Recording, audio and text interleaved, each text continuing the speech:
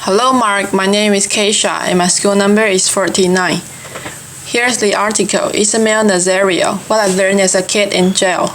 We need to change the culture in our jails and prisons, especially for young inmates. New York State is one of only two in the US that automatically arrests and tries 16 to 70 years old as adults. This culture of violence takes these young people and puts them in a hostile environment. And the correctional officers pretty much allow any and everything to go on. There's not really much for these young people to do to actually enhance their talent and actually rehabilitate them. Until we can raise the age of criminal responsibility to 18, we need to focus on changing the daily lives of these young people. I know firsthand, before I ever turned 18, I spent approximately 400 days on Rikers Island, and to add to that, I spent almost 300 days in solitary confinement. And let me tell you this, screaming at the top of your lungs all day on your cell door, or screaming at the top of your lungs out the window, it gets tiring, since there's not much for you to do while you are in there. You start pacing back and forth in your cell. You start talking to yourself, your thoughts start running wild, and then your thoughts become your own worst enemy. Jails are actually supposed to rehabilitate a person, not cause him or her to become more angry, frustrated, and feel more hopeless. Since there's not a discharge plan put in place for these young people, they pretty much re-enter society with nothing, and there's not really much for them to do to keep them from recidivating. But it all starts with the COs. It's very easy for some people to look at these correctional officers as the good guys and the inmates as the bad guys, or vice versa for someone. But it's a little more than that. See, these COs are normal, everyday people. They come from the same neighborhoods as the population they serve. They're just normal people. They're not robots, and there's nothing special about them. They do pretty much everything anybody else in society does. The male COs wants to talk and flirt with the female COs. They play the little high school kid game with each other. They politic with one another. And the female COs gossip to each other. So I spend numerous amounts of time with numerous amount of COs. And let me tell you about this one in particular named Moreau. One day he pulled me in between the A and B doors. We separate the north and south sides of our housing unit.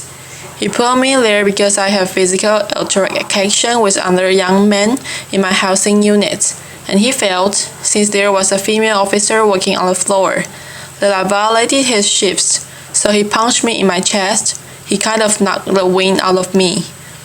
I wasn't impulsive. I didn't react right away because I know this is their house. I have no wings. All he has to do is to pull his pin and back up will come immediately. So I just gave him a look in his eyes, and I guess he saw the anger and frustration just burning.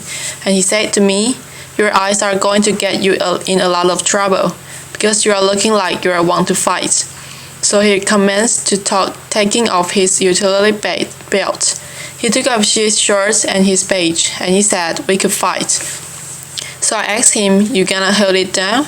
"No, that's a term that's commonly used on Rikers Island, meaning that you are not going to say anything to anybody, and you are not going to report it." He said, "Yeah, I'm gonna hold it down." "You gonna hold it down?" I didn't even respond. I just punched him right in his face, and we began fighting right there and there. Toward the end of the fight, he slammed me up against the wall. So while we are tussled up, he said to me, "You good?" As if he got the best of me, but in my mind, I know I got the best of him. So I replied very cocky, "Oh, I'm good, you good?" He said, "Yeah, I'm good. We let go." He shook my hand, said he gave me my respect, gave me a cigarette and sent me on my way. Believe it or not, you come across some COs on Rikers Island that will fight you one-on-one. They feel that they understand how it is, and they feel that I'm going to meet you where you are at. Since this is how you commonly handle your disputes, we can handle it in that manner. I walk away from it like a man. You walk away from it like a man, and that's it. Some COs feel they are gelling with you. This is why they have that mentally and that attitude, and they go by that concept. In some instances, we are in it together with the CEOs. However, institutions need to give those correctional officers proper trainings on how to properly deal with the adolescent population. And they also need to give them proper trainings on how to deal with the mental health population as well. These CEOs play a big factor in these young people's life for X amount of time until disposition is reached on their case. So why not try to mentor these young people while they are there? Why not try to give them some type of insight to make a change? So once they re-enter back into society, they are doing something positive. A second big thing to help our teens in jails is better programming. When I was on Riker Island, the huge thing was solitary confinement. Solitary confinement was originally designed to break a person's mentality, physically and emotionally. That's what it was designed for. The U.S. Attorney General recently released a report stating that they are going to ban solitary confinement in New York State for teens. One thing that kept me sane while I was in solitary confinement was reading. I tried to educate myself as much as possible. I read any and everything I could get my hands on. And aside from that, I wrote music and short stories. Some programs that I feel I would benefit our young people are art therapy programs for the kids that like to draw and have the talent. And what about the young individuals that are musically inclined?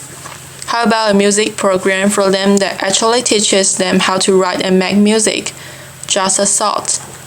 When adolescents come to Rikers Island, C-74, RNDC is the building that they are housed in. That's nicknamed Gladiator School, because you have a young individual coming in from the street thinking that they are tough. Being surrounded by a bunch of other young individuals from all of the 5 boroughs, and every day feel that they are tough. So now you have a bunch of young gentlemen poking their chests out feeling that I have to prove I'm equally as tough as you or I'm tougher than you, and you. But let's be honest, that culture is very dangerous and damaging to our young people. We need to help institutions and these teens realize that they don't have to lead the previous lifestyle they had when they are on the streets, that they can actually make a change. It is sad to report that while I was in prison, I used to hear Jews talking about when they got released from prison, what type of crimes they are going to commit when they get back in the streets. The conversation used to sound something like this. Oh, when I hit the streets, my brother got this connection for this, that, and the third. Or, my man over here got this connection for the low price, let's exchange information, and when we hit the town, we're going to do it real big.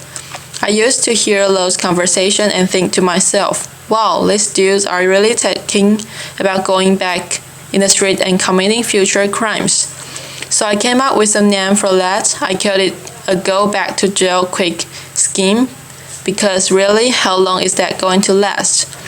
You get a retirement plan with that, nice little pension. You get health insurance, dental. But I will tell you this, being in jail and being in prison, I came across some of the most intelligent, brilliant, and talented people that I would never met. I have seen individuals take a potato chip bag and turn it into the most beautiful picture frame. I've seen individuals take the stage soap that provided for free and turn them into the most beautiful sculptures that would make Machinago look like a kindergarten made it. At the age of 21, I was in maximum security prison called El Hamar Correctional Facility. I just came out of the weight shake from working out, and I saw an older gentleman that I knew standing in the middle of the yard, just looking up at the sky. Mind you, this older gentleman was serving a 33 and a third to life sentence in which he already had 20 years of that sentence. So I walked up to him and I said, "OG, what's going on, man? You good?" He looked at me and he said, "Yeah, I'm good, young blood." I'm like, "So what are you looking up at the sky for, man? What's so fascinating up there?" He said, "You look up and you tell me what you see." "Clouds," He said, "Alright, what else do you see?" At that time it was a plane passing by. I said, "Alright, I see an airplane." He said, "Exactly. And what's on that airplane?" "People." "Exactly. Now, where's the plane and those people going?" "I don't know. You know? Please let me know if you do. Then let me get some lottery numbers." He said, "You are missing the big picture, young blood. That plane with those people is going somewhere, while we are still stuck. The big picture is this. The plane with those people going somewhere. That's like passing us by while we're behind this wall. Sucks." Currently, I'm working at the Fortune Society, which is a pre-entry program, and I work with people as a case manager that are at high risk for recidivism. So I connect them with the service that need once they're released from jail and prison so that they can make a positive transition back into society. If I was to see my 15-year-old self today, I would sit down and talk to him and try to educate him, and I would let him know. "Listen, this is me. I'm you. This is us. We are one. Everything that you are about to do, I know what you are gonna do before you do it because I already did it." And I would encourage him not to hang out with X, Y, and Z people. I will tell him not to be in such and such place. I would tell him, "Keep your behind in school, man, because that's where you need to be. Because that's what's going on to get you somewhere in life." This is the message that we should be sharing with our young men and young women. We shouldn't be treating them as adults and putting them in cultures of violence that are nearly impossible for them to escape. Thank you. This is the end of the article. Goodbye, Mark.